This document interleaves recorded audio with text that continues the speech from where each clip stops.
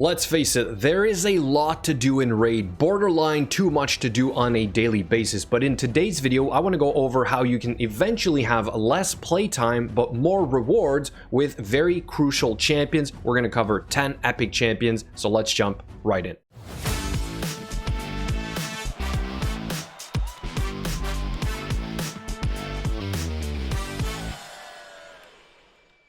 Before we get started with these champions, let me quickly go over the Yoshi plan one more time. It will be on my Discord server, but what I have here for you guys is the values in red. This is values of milestones that have increased since the previous one. What this means is that if this is the new standard, what we might expect in the future is that the following milestone will then go up. This is how they've been increasing the difficulty for the last 3-4 months, if I'm not mistaken. Always a little bit here and there, which overall doesn't seem to really affect your ability to get the champion, but you might be caught off guard with this in the future. The two latest ones are obviously this champion training event. The first milestone is at 2,800 points. It used to be at 2,100. All right, so that's a pretty decent gap. And then we have the spider tournament here, which is at 2,000 points. This used to be at roughly 950, but I had never really seen above 1,500. But in this one, we got an 1,800 and a 2,000.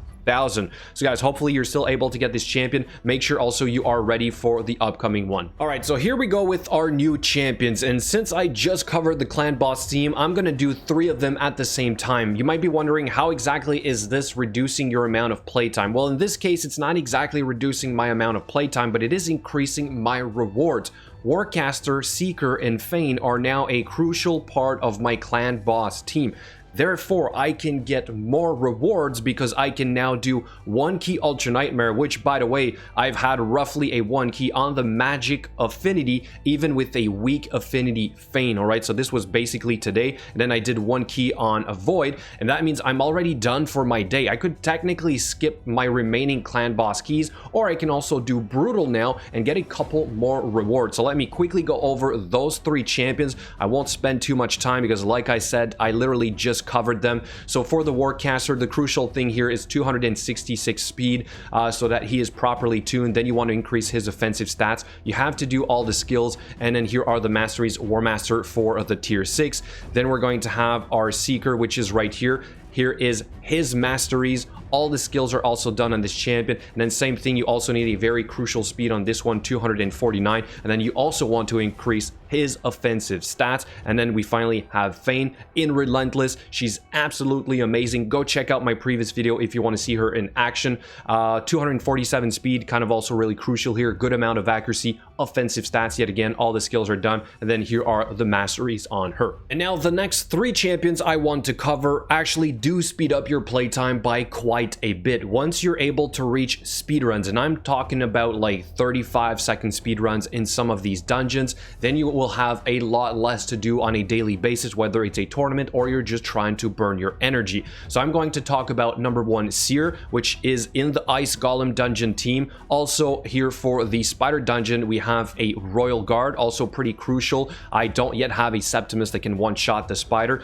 For the Dragon dungeon, we have Seer and 2 Royal Guards, so it's not only going to be 1, but obviously 2 of them. And finally, for the Fire Knight, we see Seer yet again, and all of these runs are within about 35 seconds now. Of course, sometimes it's a little bit longer. This is not perfect. The Spider, I believe, is 11 seconds is my best time. So those 3 champions are actually the definition of less playtime. You are able to do so much more in less time, and I think that's absolutely fantastic because then you can complete more things in a day, therefore get more rewards. So let's quickly go over these champions. I've presented them before, but maybe you guys have missed those videos. So for Seer here, you do want to reach a certain amount of speed. If you want to use her in the Doom Tower, and I'll get to that in a second, you do need a good amount of resistance and accuracy, especially if you don't have a block debuffs champion. 100% crit rate on the dot, you need this, and then as much crit damage as possible. The rest here is not that important. You can kind of see I have some crit rate pieces to get there, and we also have all the skills done on this champion. We have Eagle Eye for the tier 6. I don't yet have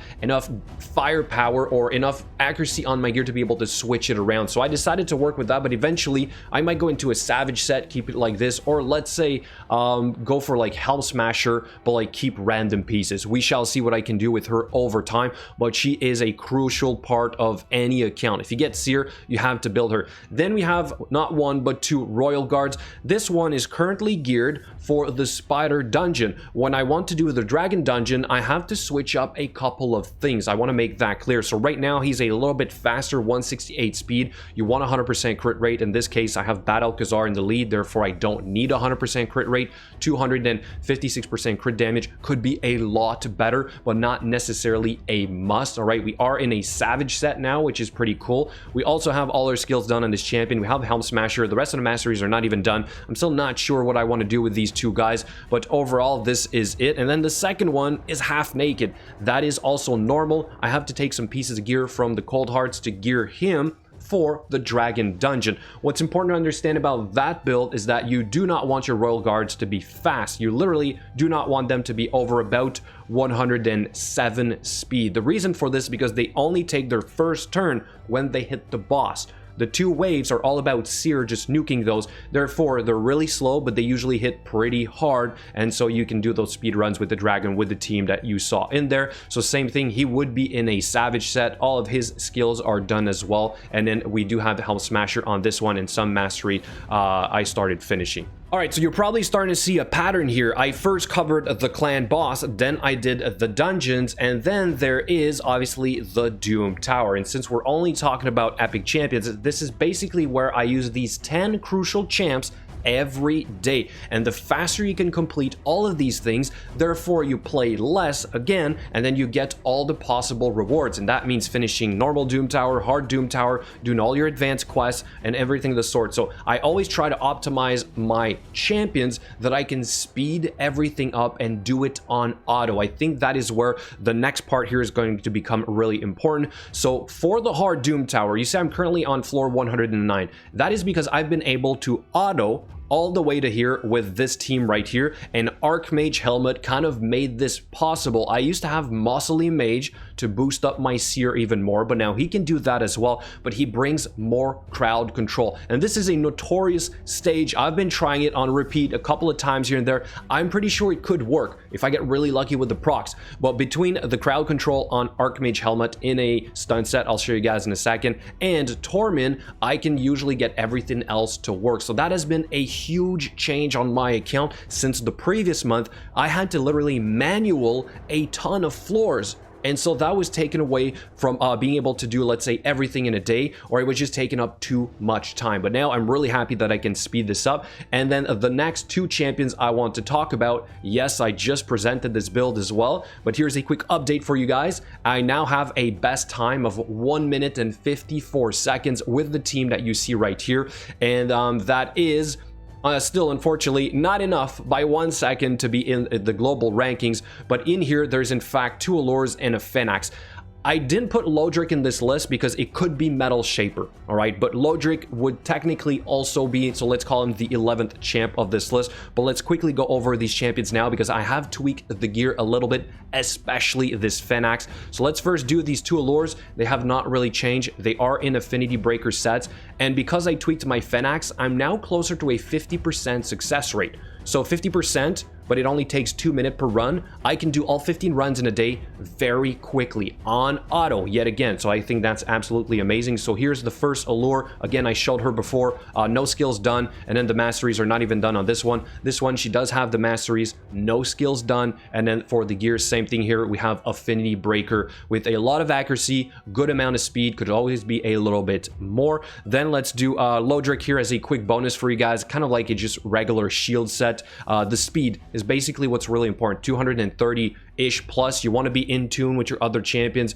ideally sort of close to the Scarab King, which is 230 speed if I recall correctly, and then kind of just like survivability for this guy. The skills are all done on this one, and then War Master for the tier 6. And finally, here's my tweaked Phenax, which I have redone the masteries for us to have Sniper. This is really important to increase your chances of placing decreased defense and decreased speed. I also went for Cycle of Violence and Opportunist to try and speed up the waves. This guy has a big AoE nuke, right? So by using this instead, which I didn't have before, I thought maybe we can cycle through the skills a little bit faster, and I did get a better time. I don't know if it's just because of this. Overall, the skills are all done on this champion. I would say it's pretty much crucial. This is the skill you really need to land right off the bat against the Scarab King. If the decreased speed does not land, you will most likely wipe. Even 2 affinity breaker allures is not quite enough to control the turn meter by themselves. And now here are finally the total stats now of this new guy.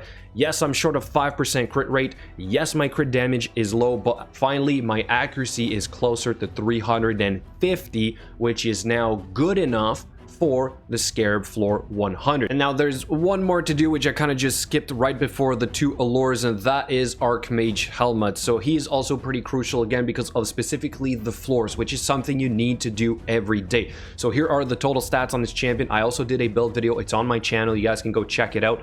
High resistance and accuracy and good amount of speed overall. This is what you really want. All the skills are done, and then here are the masteries. Fearsome Presence for the tier 6 because we do have a stun on his skills, but also I am using a stun set. He might as well be in a relentless set. I think that would also be pretty good, but I'm running out of good relentless pieces. Now, I did not cover faction wars, and I won't because technically those are not open every day, and some epic champions I feel could be replaced with literally some rare champions in there, so I'm not going to say they're as important to speed things up unless I come up with like 1-minute farm builds for each of the level 21s, which I'm nowhere close to doing. But there you have it, guys, the most important epic champions on my account right now that I use literally pretty much every day. I want to know what you guys think in the comments below. Is there just too much to do in this game? Do you guys feel like, you know, we have too many hours of gameplay? We could always use something to speed it up. Hopefully this will help you guys. Thank you for watching, and I'll catch you later.